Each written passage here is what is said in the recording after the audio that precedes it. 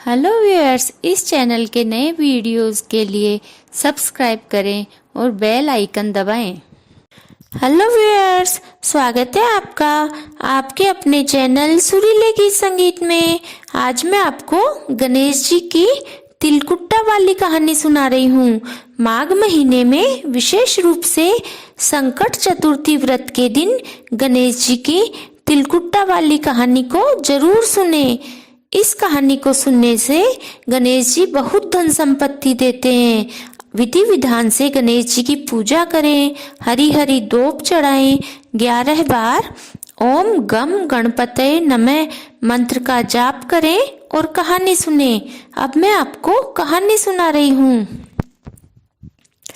दो देवरानी जेठानी थी। देवरानी बहुत पैसे वाली थी और जेठानी बहुत गरीब थी।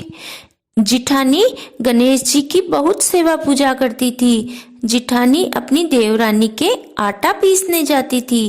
पहले के समय हाथ की चक्की से गेहूं पीसकर कपड़े से आटा छानते थे।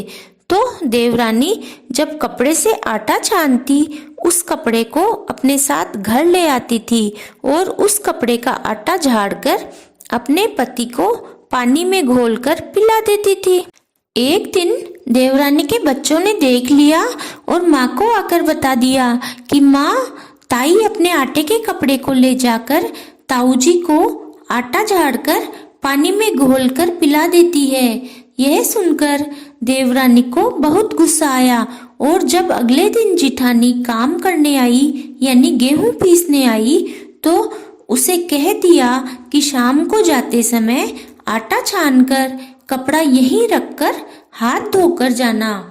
तो जिठानी ने ऐसे ही किया। शाम को जब वह अपने घर गई तो उसके पति ने कहा कि आटा घोल कर दे। तो जिठानी बोली कि आज देवरानी ने आटा छानने का कपड़ा अपने पास ही रख लिया। यह सुनते ही उसके पति को बहुत गुस्सा आया और उसने पाटे से अपनी पत्नी को मारा।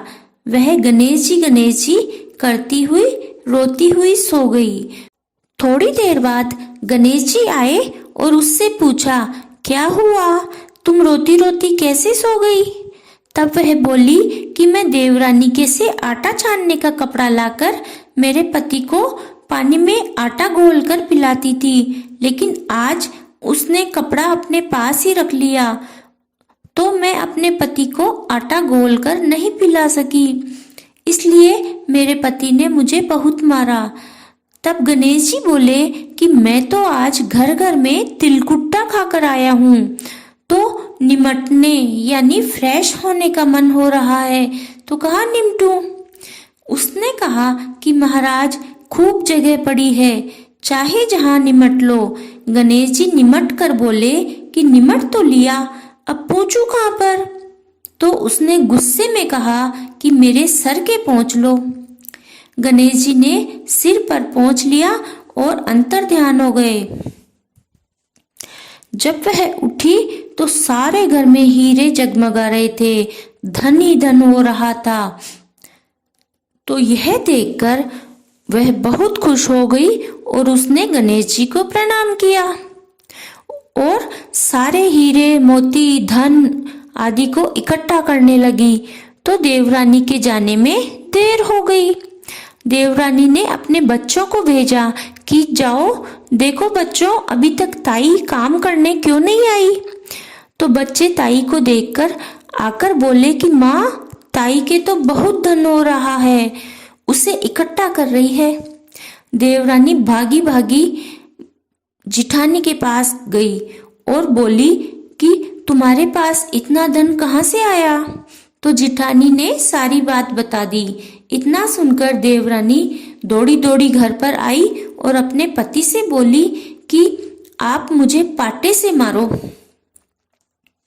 जिठानी के पति ने उसको मारा तो उसके धन हो गया। उसके पति ने कहा, तुम धन की भूखी क्यों मार खाती हो? परंतु वह नहीं मानी। मजबूरन उसके पति ने उसको बहुत मारा। वो भी अपने सारे मकान को खाली करके गणेश जी का नाम लेकर सो गई।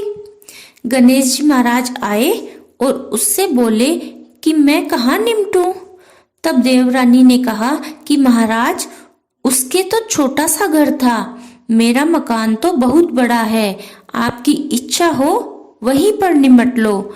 फिर गणेश जी ने पूछा कि अब पहुंचूं कहाँ। तो देवरानी ने कहा, आओ मेरे सर के पहुंच लो। उसके सिर के पहुंचकर गणेश जी अंतर्ध्यान हो गए। थोड़ी देर में उसने उठकर देखा तो पूरा घर सड़ रहा था और देवरानी का सर भी सड़ रहा था। तब देवरानी बोली, हे गणेश जी महाराज, आपने मुझसे कपट किया, जिठानी को तो धन दिया और मुझे कूड़ा दिया। गणेश जी ने आकर कहा कि तुमने धन के लालच में मार खाई और उसने अपने धर्म को निभाते हुए मार खाई। इस पर देवरानी गणेश जी को बोली कि आप अपनी ये सब माया समेटो, मुझे तो धन नहीं चाहिए। गणेश जी ने कहा कि पहले तेरे धन में से आधा धन जिठानी को दे, तब समेटूंगा। देवरानी ने आधा धन जिठानी को दिया। तब गणेश जी ने अपनी माया समेटी और अंतर्ध्यान हो गए। हे गणेश जी महाराज, जैसे जिठानी को धन दिया वैसे हम सबको देना। कहानी कहने वाले, सुनने वाले और हुंकारा भरने वाले हम सबको धन देना।